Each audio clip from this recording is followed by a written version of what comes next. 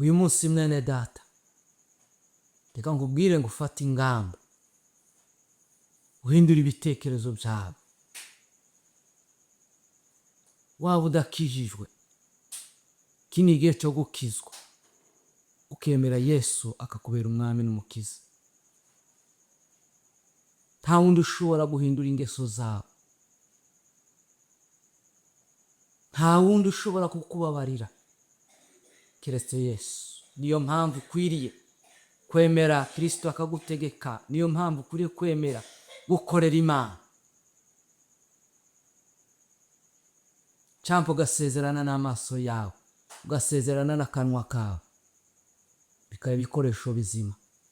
Amaso yawe agatumbira umusaraba, akanwa kawe kakatura gukomera kw'Imana, akanwa kawe kakatura kugira neza kw'Imana, maze ukirinda umuvumba w'icyaha cy'ubusambanyi.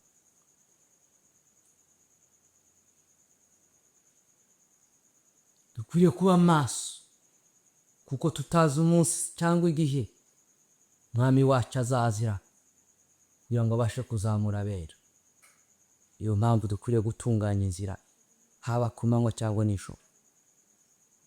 Wa mumama we, wa mupapa we, wa musore we, umuhungu w'umukobwa, hindukira uve mu nzira mbi, wemere ugarukira Imana. Mu byo ukora byose ushira Imana imbere. Ja ku mavi usenge, soma ijambo ry'Imana. Ibyo bizokurinda kugira ngo utaja mu mutego wa Satani, kugira ngo utaja mu buyobe, kugira ngo utaja mu nzira mbi. Nemerere uhindukire, nemerere ushake Imana, kugira ngo Imana kubera itabaza ikumurikire. Twirinde uko tugenda, twirinde uko tuvuga. Tugeze mu isi igoye, isi iruhije. Iterambere ko ryiyongera, ariko abantu bakomeza kuva mu byizere. Ariko reka nkubwire ngo si igihe cyo gusubira inyuma, ni igihe cyo kuja imbere tukinjira mu bwiza bw'Imana. Winanirwa kuko urugendo hasigaye urugendo rugufi, kugira ngo tubashe kwinjira mu byiza Imana yaduteguriye. Mwene data, garuke Yesu agutegeye amaboko kugira ngo agukize utarimbuka. Iki gice cya Yobu kitubwira ngo twirinde.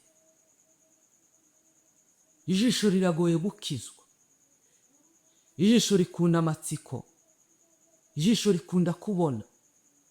Ariko mwene data, nemerere usenga Imana kugira ngo iguhe amaso y'umwuka, kugira ngo ayo maso yawe Imana yarinde ibyo abona byose idahesheje Imana icubahiro. Nage kubwira ngo uhindukire uve mu nzira mbi, wemere utumbire Yesu Kristo, ukizwe ku manywa na nijoro. Wirinde uvumba w'icyaha cy'ubusambanyi, kugira ngo kitazokuruza ijuru, kugira ngo kitazokutandukanya n'ubwiza bw'Imana. Ijambo ry'Imana ridufasha, kandi ijambo ry'Imana ridushoboza. Reka turangize dusenga. Mana, ndagushimiye kuko tubanye na bene data, tukaba dusoje uyu mwanya tuguhamagara kugira ngo ukomeze imitima yacu. Mana, uturinde irari ry'isi, uturinde irari ry'umubiri. Mana, uturinde icyaha cy'ubusambanyi. Mana, sengeye uriya muntu wawe unyumva, sengeye uriya mugabo, sengeye uriya mugore, sengeye uriya mukobwa, sengeye uriya muhungu. Mana, kugira ngo Mwuka wawe akomeze abatsindishirize, Mwuka wawe muri twebwe Mana, kugira ngo bashe kuturinda icyaha n'igisa naco. Mana, kweresta basubiye inyuma Mana, bongere bakanguke basubire mu mbaraga zawe. Mana, abananiranye Mwami Imana, iki cyaha cy'ubusambanyi cyagize imbata, uhindura ibitekerezo by'aba Mana. Akira ijambo ryawe, ijambo ryawe ribahindure, maze icyubahiro kibi cyawe ko ari wowe ugikwiriye. Mana tubisenze twizeye mu izina rya Yesu Kristo, amen. Murakoze, mugira amahoro y'Imana kandi umwuka w'Imana akomeza abane nawe, amen.